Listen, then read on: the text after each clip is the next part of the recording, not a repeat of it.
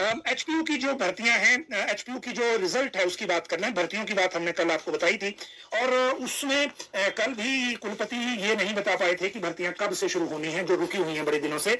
लेकिन एचपीयू के रिजल्ट की जरूर बात करेंगे। रिजल्ट को लेकर आज एमएससी जियोलॉजी फर्स्ट सेमेस्टर है, ज्योग्राफी थर्ड सेमेस्टर है, बायोटेक्नोलॉजी फर्स्ट है, थर्ड भी है, माइक्रोबायोलॉजी फर्स्ट और थर्ड है, ज्योग्राफी फर्स्ट और थर्ड है, और हिंदी एमए हिंदी और ज्योग्राफी फर्स्ट और थर्ड है। दोनों लगभग 100% या फिर मिनिमम 95% ये रिजल्ट है। 92 भी है एक ज्योग्राफी में थर्ड सेमेस्टर में।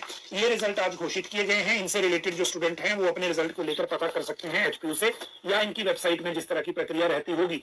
बात करेंगे जलवाहकों और जल रक्षकों की। देखिए, अंशकालीन जलवाहक हैं शिक्षा विभाग में, वो आज शिक्षा मंत्री से मिले सचिवालय में आकर, क्योंकि विधानसभा का जो सत्र है ये 2 बजे से शुरू होना था और रोहित ठाकुर सचिवालय में थे। तो जो कर्मचारी महासंघ के प्रदेशाध्यक्ष हैं त्रिलोक ठाकुर, उनके अगुवाई में ये मिलने गए। इनके प्रदेशाध्यक्ष पवन दुर्वासा साथ में थे और अंशकालीन जलवाहक जितने भी और दैनिक भोगी कर्मचारी हैं शिक्षा विभाग के, उनको लेकर ये मुलाकात की गई।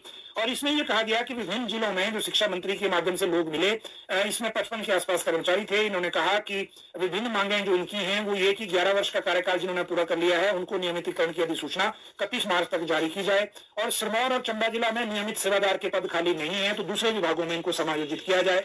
ये 2 मुख्य तरह की मांगें थी। मुख्य शिक्षा मंत्री ने कहा है कि इसको लेकर सत्र के दौरान वो कुछ करेंगे, फिर इनको बताएंगे। दूसरी तरफ हैं जो वाटर गार्ड या जल रक्षक जल शक्ति विभाग के और पंचायतों में जो नियुक्त हुए हैं उनको लेकर, और ये आज आए थे विधानसभा से बाहर। इन्होंने धरना जैसा दिया, वहां धरने पे बैठ भी गए हैं। हालांकि अभी कुछ लोग मिलने गए हैं मुख्यमंत्री से और मिलने के बाद ये बात करेंगे। इन्होंने कहा कि इनको 12 साल की सेवाएं जो है जल रक्षकों को अनुबंध पर लाने की, उसको 7 वर्ष किया जाए घटाकर, और जल शक्ति विभाग में इनको शामिल किया जाए पूरी तरह से। इनके जो प्रतिनिधि हैं यहाँ पर, रूपलाल ये प्रदेश अध्यक्ष हैं इनके, इन्होंने ये बताया कि 9,000 के करीब जल रक्षक सेवाएं दे रहे हैं और इनको मात्र अभी सरकार ने 300 रुपया इनका मानदेय बढ़ाया है, 5600 रुपए इनको दिया जा रहे हैं और इनको आर्थिक परेशानियों का सामना करना पड़ रहा है, जबकि काम इनसे पूरा लिया जा रहा है। तो ये दोनों की अपडेट ये थी। जो में अस्थायी भर्ती पर रोक एक चिट्ठी जारी की गई है हायर एजुकेशन के डायरेक्टर के माध्यम से सभी प्रिंसिपल्स को। ये कॉलेज और संस्कृत कॉलेज के लिए है, मतलब डिग्री कॉलेज और संस्कृत कॉलेज के लिए। इन्होंने कहा है कि कॉलेजों में या संस्कृत कॉलेजों में कोई स्टाफ की एंगेजमेंट नहीं होगी टीचिंग और नॉन टीचिंग में, जो पीटीए पर हो, एएफ पर हो, या वर्कलोड बेसिस पे हो या पीरियड बेसिस पे हो। और अगर किसी प्रिंसिपल ने इस तरह के किसी कर्मचारी को एंगेज किया अपने कॉलेज में तो उसके खिलाफ कार्रवाई की जाएगी और जो अनुशासनात्मक प्रक्रिया है वो उनके खिलाफ शुरू की जाएगी। ये चेतावनी भरा पत्र जो है वो हायर एजुकेशन की तरफ से दिया गया है। मुझे लगता है विभाग के ध्यान में कोई मामला आया होगा और उसके बाद ये सारी चीजें इनको करनी पड़ी हैं। अब बात करते हैं कंप्यूटर टीचरों की भर्ती को लेकर। ये मामला बड़े दिनों से पेंडिंग है और आज इसका सवाल लगा हुआ था। जब सवाल लगा है तो कंप्यूटर टीचरों ने व्हाट्सएप के माध्यम से हमें भी कांटेक्ट किया था कि जब ये सवाल लगे तो इसमें विधायकों या जो मंत्री हैं उनसे बाद में पूछें। वैसे ये कांग्रेस विधायक सुधीर शर्मा ने सवाल पूछा था, जिनकी गाड़ी का आज एक चालान हुआ है माल रोड पर, और ये इसलिए हुआ क्योंकि इनका जो ड्राइवर वहां था और ड्राइवर जो है वो माल रोड का आनंद लेने के लिए मेट्रोपोल से आगे गाड़ी ले लिया और उसके बाद वहां पुलिस ने फिर चालान कर दिया। लेकिन खैर सवाल पे आते हैं। सवाल में कंप्यूटर टीचर्स की भर्ती को लेकर इन्होंने सवाल पूछा था, रिप्लाई भी आ गया और रिप्लाई ये आया है। शिक्षा मंत्री ने कहा कि कंप्यूटर टीचर्स की जो भर्ती है वो सरकार जो नए पद विज्ञापित करने जा रही है, 985 पदों की मंजूरी दे रखी है। इनको लोक सेवा आयोग को भेज दिया गया था, लेकिन 30 दिसंबर 2024 को इनको विड्रॉ कर लिया गया है। और विड्रॉ करने का एकमात्र रीजन ये है कि जो अभी कंप्यूटर टीचर सेवाएं दे रहे हैं स्कूलों में 1308 के अभी जो कितने हैं स्वीकृत हैं और 1006 पद रिक्त हैं। दूसरी कंप्यूटर साइंस के कुल 1806 पद स्वीकृत और सृजित हैं। अब इनमें से जो अभी जो नियुक्त हैं स्कूलों में उनको एलडीआर का मौका देने के लिए, लिमिटेड डायरेक्ट रिक्रूटमेंट का मौका देने के लिए, जैसा कि एसएमसी का हुआ, इसीलिए इनको विड्रॉ किया गया है लोक सेवा आयोग से।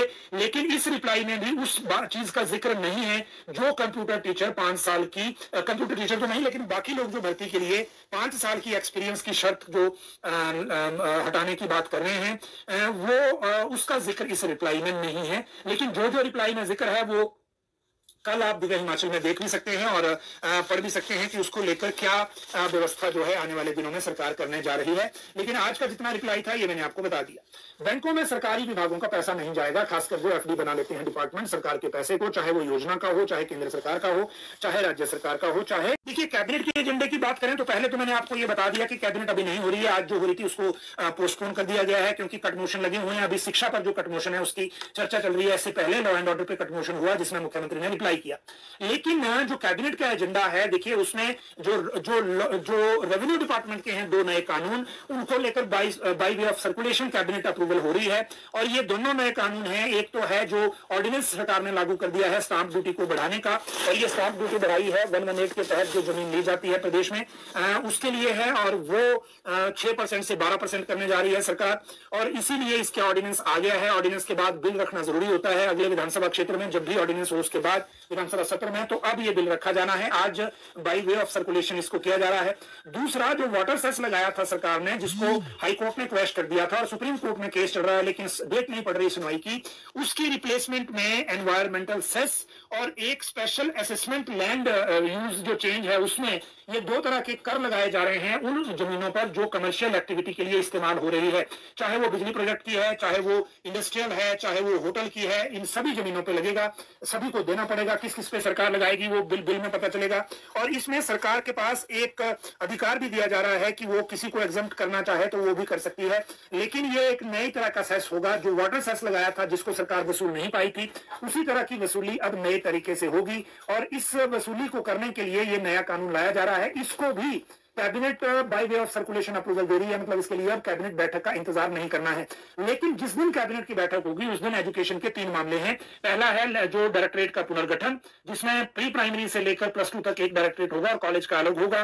दूसरा है स्कूलों और कॉलेजों का युक्तिकरण, स्कूलों का जहां एनरोलमेंट कम है सीनियर सेकेंडरी स्कूलों में, और कॉलेजों में भी जहां 100 से कम एनरोलमेंट है, इनको लेकर डिसीजन होना है। और तीसरा है जो रीनेमिंग ऑफ एजुकेशन इंस्टीट्यूट, वो भी एक मामला बड़े दिनों से पेंडिंग है, तो वो भी इसमें आएगा। ये 3 मामले कैबिनेट एजेंडा में एजुकेशन के आने वाले दिनों में लगने वाले हैं, जिस दिन भी कैबिनेट की बैठक होगी।